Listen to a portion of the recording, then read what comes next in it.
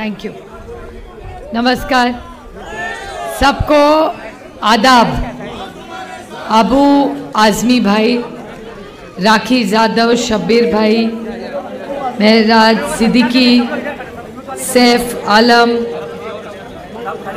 फहाद अहमद, सोहेल भाई, संजय कामड़े, सोफियन खान, नीलेश, प्रज्योति हंडोरे और सारी मेरी बहनें जो आज इस बारिश में भी यहाँ आई है, मैं आप सबका बड़ी विनम्रता से यहाँ स्वागत करती हूँ। मैं हमेशा बहुत बार इस एरिया में आ चुकी हूँ, लेकिन जब जब आई यहाँ तब नवाब भाई के साथ आई। और जब मैं यहाँ बैठ के सोच रही थी, मैं अबू आज़मी भाई को बोल रही थी कि जब उन्होंने मुझे पूछा आप कितनी बार यहाँ आई है, मतलब 1 महीने में मैं तीसरी बार यहाँ आई हूँ। एक बार नीलेश ने मुझे एक प्रोग्राम में बुलाया था, तब आई थी। उसके बाद गणपति उत्सव में आरती लेने यहाँ के मंडलों को मिलने आई थी, और उसके बाद आज मैं आ रही हूँ। उसके पहले आ चुकी हूँ, मतलब आज जब नवाब भाई और हम साथ में थे तब ज़रूर अणुशक्ति नगर में आई हूँ। और फयाद, आपके भाषण में कह रहे थे कि आप जेल जाने के लिए तैयार हैं, लेकिन आप हमेशा सच ही बोलेंगे। और तब सिर्फ एक ही आदमी की शक्ल मेरे सामने आई, वो थी, बताओ किसकी? 3 शक्ल, एक संजय राउत जी की, दूसरी अनिल देशमुख जी की, और तीसरी नवाब भाई की। और मैं सोच रही थी यहाँ बैठे बैठे कि उन सारी फैमिलियों की पीड़ा मैंने देखी है। जब अनिल देशमुख जी जेल गए, जब संजय राउत जी जेल गए, जब नवाब भाई जेल गए, हर वक्त तीनों और उनकी फैमिलियाँ चिल्ला चिल्ला के कह रही थी कि हमारी कोई गलती नहीं है, कोई गलती हमारी नहीं है। लेकिन वो सरकार के खिलाफ बोल रहे थे तो तीनों को जेल में डाला गया। और हुकूमत किसकी थी ये हम नहीं भूले, वो भूल गए होंगे, लेकिन मैं नहीं भूली, क्योंकि मैंने देखे, मैंने आंसू देखे उस माँ के, उस बीवी के, उस बच्चों के। जब नवाब भाई को अंदर जेल में डाला था, जब संजय राउत जी को डाला था, मुझे अभी भी याद है, संजय राउत जी की माँ कह रही थी कि बेटा लड़ ले, कभी झुकना नहीं, मैं तुम्हारी माँ हूँ, तू जेल में रहना लेकिन झुक के वापस ना आना, ये माँ ने तुमको आशीर्वाद दिया है, लड़ना सीखो, झुकना तुम्हारे माँ ने नहीं सिखाया। और संजय राउत जी जेल में रह के आए। उसी तरह अनिल देशमुख जी जेल गए। क्या गलती थी अनिल देशमुख जी की? 100 करोड़ रुपया का आरोप उन पे हुआ था, और एफआईआर देखा है? एफआईआर में 1 करोड़ लिखा है। आरोप हुआ था 100 करोड़ का, एफआईआर हुआ 1 करोड़ का, और 100 करोड़ का आरोप कुछ और ही था और 1 करोड़ का केस कुछ और निकला। पूरा झूठ का झूठ। 7 महीने वो आदमी जेल में था। उसके छोटे छोटे पोती और पोती स्कूल में जाते थे, बच्चे उनको चिढ़ाते थे कि तुम्हारे दादाजी कहाँ है, तुम्हारे दादाजी तो जेल में। कभी सोचा है आपने उनके बच्चों पे क्या गुजरी होगी, उनकी बीवी पे क्या गुजरी होगी, उनके बहू बेटियों पे क्या गुजरी होगी? कभी सोचा है किसने? और किसके लिए? इनकी गंदी राजनीति के लिए। अरे इस राज्य में अगर ड्रग्स के बारे में किसी ने बोला होगा तो नवाब भाई ने बोला। और क्या इन्होंने दिया नवाब भाई को? नया नवाब भाई को जेल में डाल दिया। और क्या थी नवाब भाई की गलती?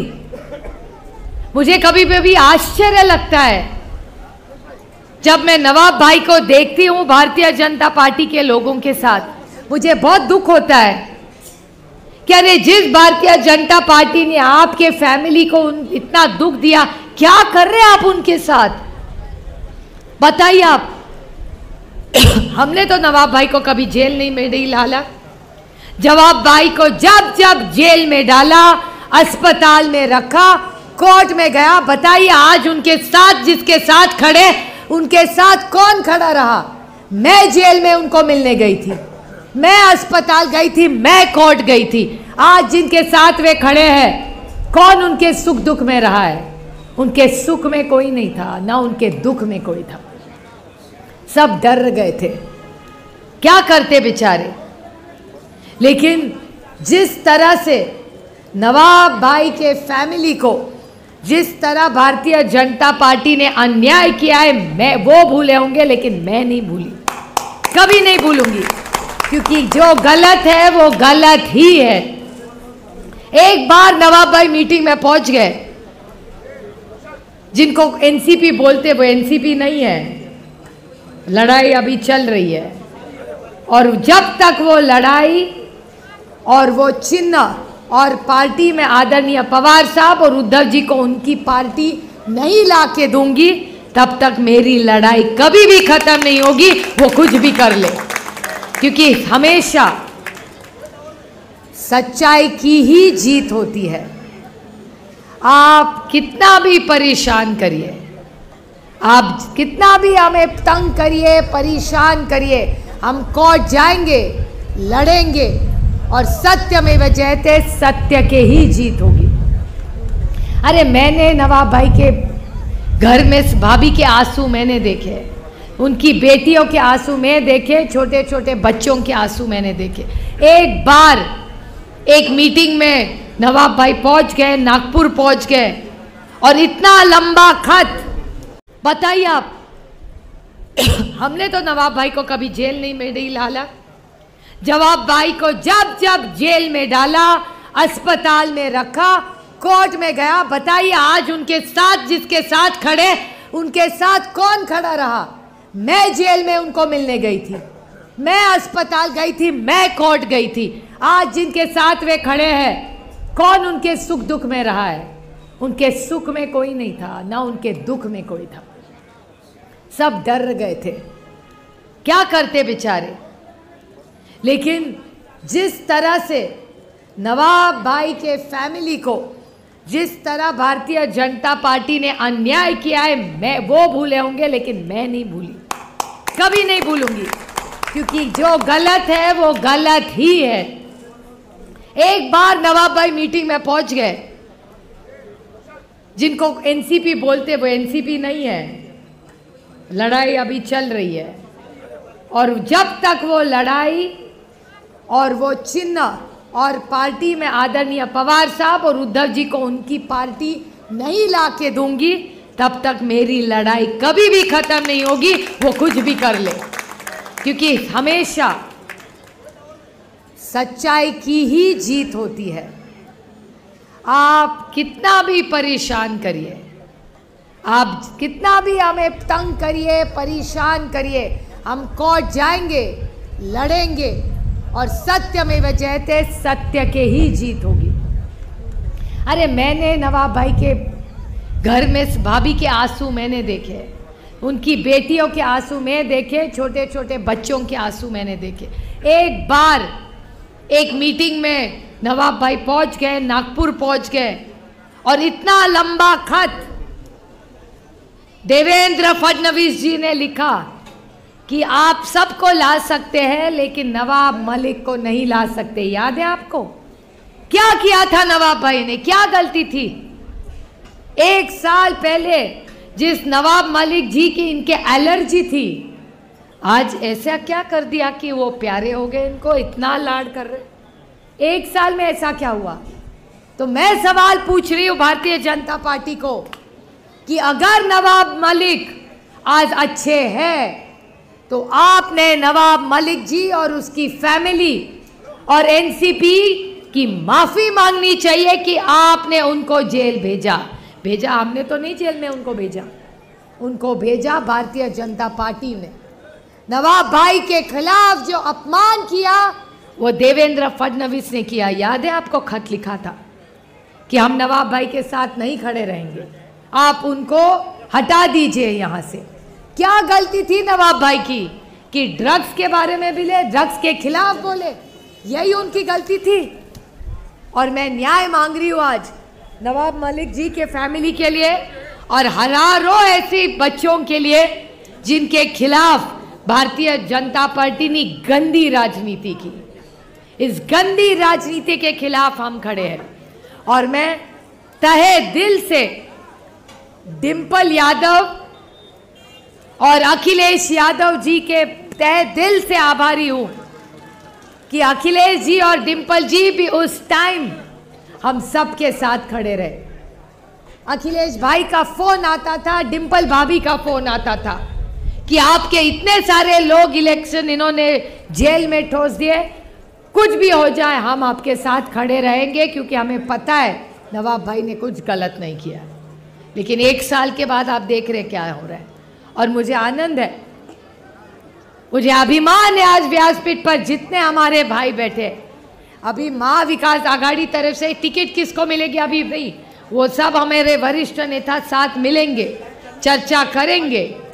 लेकिन मैं आपको वायदा करती हूँ कि यहाँ का अगला एमएलए वो सिर्फ महाविकास आघाड़ी का ही होगा और जब हमारा एमएलए चुन के आएगा, ये रास्ता जिससे हम चल के आए ना, इसने इतने बड़े बड़े गड्ढे, इतने बड़े बड़े गड्ढे में रोड या रोड में गड्ढा समझ में नहीं आ रहा है।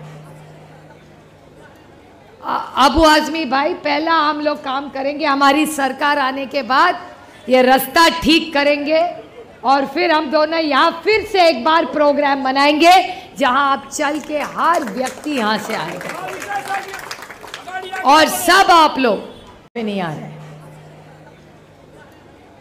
अबू आजमी भाई, पहला हम लोग काम करेंगे, हमारी सरकार आने के बाद ये रास्ता ठीक करेंगे और फिर हम दोनों यहाँ फिर से एक बार प्रोग्राम बनाएंगे जहाँ आप चल के हर व्यक्ति यहाँ से आएगा और सब आप लोग जो यहाँ है, मैं आप आज बारिश में इतनी बड़ी संख्या में आएंगे, मैं वादा करती हूँ।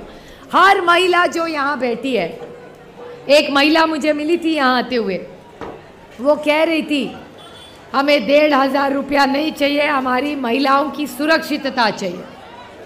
हम आपको 2,000 रुपया देंगे, आप हमें सुरक्षा दीजिए। आप देख रहे हैं क्या माहौल इस देश में है।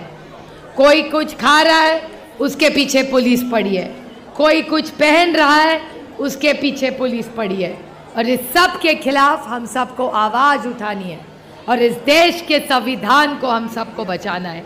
अखिलेश भाई, डिंपल भाभी, राहुल जी, हंडोरी जी की बेटी यहाँ आई है, अबू आजमी भाई हम हैं, हम सब साथ। आज फहद भाई ने हम सबको जिस प्यार से यहाँ आमंत्रित किया है चीता कैंप में, मैं हम सब की तरफ से आपको वायदा करती हूँ कि इस भाग का विकास हम सब मिलके करेंगे और कोई कॉन्ट्रैक्टर नहीं करेगा। यहाँ ना 5, ना 10, ना 20% की गड़बड़ नहीं होगी।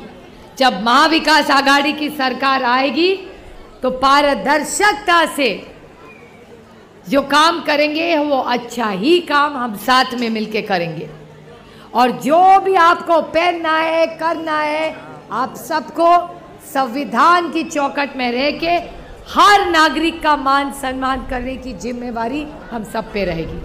आज फहद भाई आपने, नीलेश भाई ने, हमारे कामले जी ने, सोहेल भाई ने, आप सब ने जिस प्यार से हमको यहाँ बुलाया, जो पदयात्रा हम सब ने की, हम सब साथ में रहेंगे और अगली बार जब मैं यहाँ आऊँगी तो ज़रूर मैं और अबू आजमी भाई वोट मांगने के लिए आएंगे, सिर्फ नहीं लेकिन आपका आशीर्वाद लेके इस राज्य में आज जो गलत काम हो रहे, जो भ्रष्टाचारी सरकार है, उसके खिलाफ हम सबको लड़ना पड़ेगा।